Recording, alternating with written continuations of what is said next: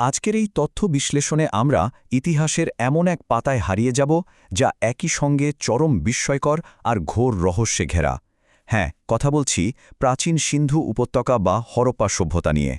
চলুন একেবারে গভীরে গিয়ে দেখি কিভাবে ব্রোঞ্জ যুগের এই অবিশ্বাস্য রকমের উন্নত সমাজটা ইতিহাসের এক অমীমাংসিত বিস্ময় হয়েই রয়ে গেল। একসময় যারা উন্নতির একেবারে চূড়ায় পৌঁছেছিল তারা হঠাৎ করেই বা কিভাবে উধাও হয়ে গেল। তো আলোচনার শুরুতেই এই সভ্যতার বিশাল টাইমলাইনটা একটু দেখে নেওয়া যাক। একটু কল্পনা করা যাক তো, এই যে এত সব অবিশ্বাস্য উন্নয়নের কথা আমরা জানব, এগুলো কিন্তু ঘটছিল আজ থেকে প্রায় ৪,০০০ বছরেরও বেশি সময় আগে। এদের প্রারম্ভিক বা শুরুর পর্যায়টা ছিল প্রায় ৩,০০০ থেকে ২৬০০ খ্রিস্টপূর্বাব্দ পর্যন্ত। এরপর ২৬০০ থেকে ১৯০০ খ্রিস্টপূর্বাব্দ, এই সময়টা ছিল তাদের পরিণত বা সবচেয়ে রমরমা অবস্থা। আর শেষ পর্যন্ত ১৯০০ থেকে ১৭০০ খ্রিস্টপূর্বাব্দের দিকে এসে শুরু হয় এদের শেষ পর্যায়। এত প্রাচীন একটা যুগে এমন অগ্রগতি সত্যি ভাবলেও গায়ে কাটা দিয়ে ওঠে। আমাদের আজকের আলোচনার মূল বিষয়গুলোকে আমরা কয়েকটা ভাগে ভাগ করেছি। শুরুতেই দেখব এদের আবিষ্কার ও ভৌগোলিক বিস্তৃতি। এরপর জানব এদের বিস্ময়কর প্রাচীন নগর পরিকল্পনা, কৃষি, পশুপালন ও সমাজ ব্যবস্থা সম্পর্কে। সবশেষে থাকবে এদের উন্নত বাণিজ্য, লিপি এবং ধর্মীয় রীতি ও সেই রহস্যময় পতনের কথা। ১ নম্বর পর্ব, আবিষ্কার ও ভৌগোলিক বিস্তৃতি। ব্রোঞ্জ যুগের এই চমৎকার নিদর্শনটি প্রথমবার আমাদের সামনে উন্মোচিত হয় ১৯২১ আর ১৯২২ সালে। বিস্তৃতির দিক থেকে এরা ঠিক কতটা বিশাল ছিল? উত্তরে একেবারে কাশ্মীরের মান্ডা থেকে শুরু করে দক্ষিণে মহারাষ্ট্রের দাইমাবাদ পর্যন্ত এদের বিস্তৃতি ছিল। আবার পূর্ব দিকে উত্তরপ্রদেশের আলমগীরপুর থেকে পশ্চিমে পাকিস্তানের সুতকা গেন্দর পর্যন্ত। এত বিশাল এক এলাকা জুড়ে একেবারে একই রকমের একটা সুসংগঠিত সভ্যতার বিস্তার, মানে আজকের দিনে দাঁড়িয়েও ব্যাপারটা ভাবনার অতীত। এবার ২ নম্বর পর্ব, বিস্ময়কর প্রাচীন নগর পরিকল্পনা এবং তাদের অসাধারণ গ্রিড বিন্যাস। ওপর থেকে নেওয়া শহরের এই বিন্যাসটা একটু খেয়াল করলেই অবাক হতে হয়। একদম আধুনিক যুগের পরিকল্পিত শহরের মতোই রাস্তাগুলো একে অপরকে সমকোণে বা রাইট অ্যাঙ্গেলে ছেদ করেছে। আর জল ব্যবস্থাপনার কথা বললে গুজরাটের ধোলাভিরায় তো রীতিমতো বিশাল সব জলের জলাধার বা রিজার্ভারও পাওয়া গেছে। মানে সেকালের তুলনায় এটা একটা আস্ত মাস্টারপিস। শহরের কাঠামোগত বিভাজনটাও কিন্তু বেশ দারুণ ছিল। উঁচু জায়গায় প্রাচীর দিয়ে ঘেরা অংশটাকে বলা হতো সিটাডেল বা অ্যাক্রোপলিস, যেটা মূলত ব্যবহার করা হতো জনকল্যাণমূলক বা প্রশাসনিক সব কাজের জন্য। আর সাধারণ মানুষের বসবাসের জন্য ছিল নিচের দিকে অবস্থিত নিম্ন শহর।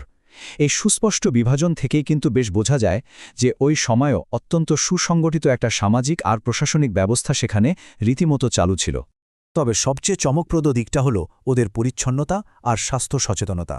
৪,০০০ বছর আগের সেই সমাজে একদম প্রমিত ১:২:৪ অনুপাতের পোড়া ইট ব্যবহার করা হতো। ভাবা যায়, আচ্ছাদিত ড্রেনেজ ব্যবস্থা, ঘরে ঘরে ব্যক্তিগত বাথরুম বা কূপ, প্রাচীন বিশ্বে এসব কার্যত অভাবনীয় একটা ব্যাপার ছিল। আর মহেঞ্জোদারোর সেই বিখ্যাত বৃহৎ স্নানাগার বা গ্রেট ব্যাথের কথা তো বলতেই হয়। সেটিকে আবার জিপসাম ব্যবহার করে রীতিমতো ওয়াটারপ্রুফ বা জলরোধী করা হয়েছিল। চলে আসছি ৩ নম্বর পর্বে, কৃষি, পশুপালন ও সমাজ এবং তাদের দৈনন্দিন জীবনযাপন। গম, বার্লি, মসুর ডাল এসব তো ছিলই। তবে বিশ্বমঞ্চে তারা সবচেয়ে বেশি নাম করেছিল প্রাচীন তুলা উৎপাদনকারী হিসেবে। সিন্ধু সভ্যতার এই তুলা এতই নামডাক ছিল যে গ্রিকরা এর একটা বিশেষ নামই দিয়ে ফেলেছিল, সিন্ডন। কৃষিকাজেও এদের প্রযুক্তিগত উৎকর্ষ ছিল দেখার মতো। কালিবঙ্গানে রীতিমতো লাঙ্গল চষা জমির প্রমাণ মিলেছে। শুধু কি তাই, একই জমিতে সমকোণে দুটি ভিন্ন ফসল একসঙ্গে চাষ করার মানে ডাবল ক্রপিংয়ের কৌশলও তাদের জানা ছিল। লাঙ্গল ব্যবহারের প্রমাণ হিসেবে পাওয়া গেছে পোড়া মাটির মডেল। পশুপালনের ক্ষেত্রে তারা ভেড়া, ছাগল বা মহিষ পালত। কিন্তু এখানে একটা অদ্ভুত ব্যাপার আছে। এত উন্নত একটা সভ্যতা, অথচ তাদের ঘোড়া বা গরুর ব্যবহারের কোনো সুস্পষ্ট প্রমাণ আজও পাওয়া যায়নি। একটু অবাক করার মতোই তথ্য, তাই না? এবার আসা যাক সমাজ জীবনের আরেকটা গুরুত্বপূর্ণ দিকে, অন্ত্যেষ্টিক্রিয়া বা সমাধি প্রথা। লোথালে দ্বৈত সমাধি থেকে শুরু করে সানলিতে বর্ধিত সমাধি কিংবা ভস্মাধার সমাধি, সব রকম প্রথাই তারা অনুশীলন করত। কিন্তু কৌতূহলের জায়গাটা হলো অন্যখানে। কবরের ভেতরে গয়না, তামার আয়না, এমনকি মালিকের সাথে পোষা কুকুরও সমাহিত করার প্রমাণ পাওয়া গেছে। এর থেকে একটা ব্যাপার বেশ স্পষ্ট, যে পরকাল বা মৃত্যু পরবর্তী জীবন নিয়ে তাদের বেশ জোরালো একটা বিশ্বাস ছিল। ৪ নম্বর পর্ব, উন্নত বাণিজ্য ও লিপি এবং অর্থনীতি ও যোগাযোগ ব্যবস্থা। মেসোপটেমিয়ার সাথে সিন্ধু সভ্যতার যে সরাসরি একটা বাণিজ্যের সংযোগ ছিল তা এখন বেশ পরিষ্কার। টাইগ্রিস আর ইউফ্রেটিস নদীর আশেপাশের ওই মেসোপটেমিয়া অঞ্চলে হরপ্পা সভ্যতার বেশ কিছু সিলমোহর আবিষ্কৃত হয়েছে। এর মানে হল ফার্টিল ক্রেসেন্ট আর পারস্য উপসাগর হয়ে সমুদ্রপথে তাদের মধ্যে বিশাল এক আন্তর্জাতিক অর্থনীতির আদানপ্রদান রীতিমতো চালু ছিল। দামি পাথরের খোঁজে তারা কত দূর পর্যন্ত পাড়ি দিত সেটা দেখলে সত্যি চোখ কপালে ওঠে।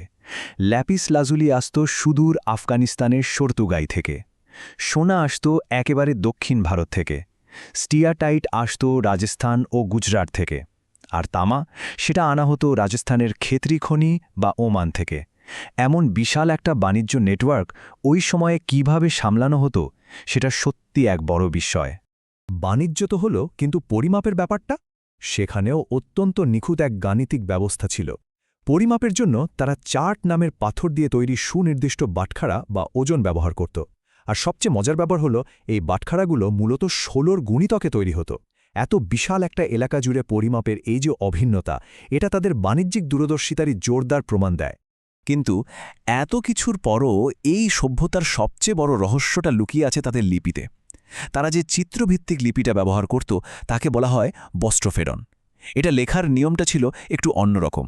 প্রথম লাইন ডান থেকে বামে, আর ঠিক পরের লাইনটাই আবার বাম থেকে ডানে। সিলমোহর থেকে শুরু করে প্রাচীন সাইনবোর্ডে এই লিপি পাওয়া গেছে ঠিকই, কিন্তু সবচেয়ে আক্ষেপের বিষয় হল আজও পর্যন্ত এই লিপির পুরো পাঠোদ্ধার করা সম্ভব হয়নি। আমাদের শেষ পর্ব, ৫ নম্বর পর্ব, ধর্মীয় রীতি ও রহস্যময় পতন। এদের ধর্মীয় বিশ্বাস আর শিল্পকলার দারুণ কিছু উদাহরণ পাওয়া যায় বেশ কিছু প্রত্নতাত্ত্বিক নিদর্শন থেকে। যেমন বলা যায় পোড়ামাটির মাতৃদেবী, কিংবা মহেঞ্জোদারো থেকে পাওয়া ১৭.৫ সেন্টিমিটারের সেই বিখ্যাত স্টিয়াটাইট পুরোহিত রাজা। আবার ব্রোঞ্জের তৈরি ত্রিভঙ্গ মুদ্রার নৃত্যরত বালিকা বা যোগাসনে বসা পশুপতি সিলমোহর, এগুলো সত্যি অনবদ্য। তবে এখানে একটা অদ্ভুত বিষয় আছে। তারা কিন্তু ব্রোঞ্জ, তামা বা সোনা নিয়ে চমৎকার কাজ জানত, কিন্তু লোহার সম্পর্কে তাদের বিন্দুমাত্র কোনো ধারণাই ছিল না। সবশেষে একটা প্রশ্ন কিন্তু গভীরভাবে ভাবায়। এমন একটা সমাজ যাদের এত আধুনিক নগর কাঠামো ছিল, ঘরে ঘরে স্বাস্থ্যসম্মত নিষ্কাশন ব্যবস্থা ছিল, যারা বিশ্বজুড়ে বাণিজ্য করত, তারা হঠাৎ করে কিভাবে কোনো চিহ্ন না রেখেই একদম বিলীন হয়ে যায়? পণ্ডিতেরা আজও এটা নিয়ে তর্ক করেন। এটা কি জলবায়ুর চরম কোনো পরিবর্তন ছিল, নাকি ভয়ঙ্কর কোনো বন্যা, নদীর গতিপথ পাল্টে যাওয়া, নাকি বিদেশিদের আক্রমণ? কারণটা আসলে যাই হোক না কেন, সিন্ধু সভ্যতা বারবার মনে করিয়ে দেয় যে মানুষের তৈরি সবচেয়ে সুপরিকল্পিত আর শক্তিশালী সভ্যতাগুলো কিন্তু সময়ের কাছে প্রচণ্ড ভঙ্গুর। আশা করি আজকের এই তথ্য বিশ্লেষণ নতুন করে ভাবনার অনেক রসদ যোগাবে।